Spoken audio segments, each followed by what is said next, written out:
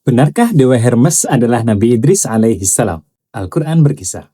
Dalam Islam, kita mengenal Nabi Idris sebagai Nabi ketiga setelah Nabi Adam dan Nabi Syeds alaihi wassalam. Dan dalam Al-Quran, nama beliau hanya disebutkan 2 kali saja. Itu pun tidak dijelaskan bagaimana kehidupannya.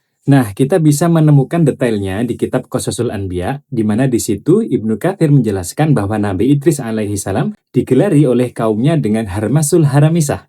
Dan nama inilah yang diyakini kemudian sebagai Hermes Trismegistus, dewa yang disembah oleh orang Yunani dan Mesir kuno, tapi ada juga yang menganggapnya sebagai utusan Tuhan yang mengajarkan kebenaran. Nah, salah satu ulama Mesir, Syekh Ali Jum'ah, juga pernah menyebutkan bahwa Harmasul Haramisah adalah Hermes yang mengajarkan kepada manusia bagaimana cara berpikir. Bahkan disebutkan bahwa Nabi Idris pertama tinggal di daerah Irak atau Babilonia, kemudian setelah itu tinggal di Mesir, dan saat itu sudah terdapat 72 bahasa di dunia. Dan Nabi Idris mengerti pentingnya menguasai semua bahasa itu. Dan dengan penguasaan itu, Nabi Idris berhasil memahami akumulasi keilmuan. Beliaulah yang mengawali tulis-menulis, menguasai ilmu hitung, ilmu astronomi, dan lain sebagainya.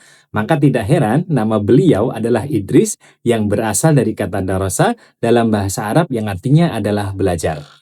Dan ada juga nih cerita populer di kalangan umat Islam bahwa beliau tidak diwafatkan dan pernah mengunjungi neraka dan surga. Hingga beliau tidak dikeluarkan dari surga karena sandal beliau yang tertinggal di dalamnya.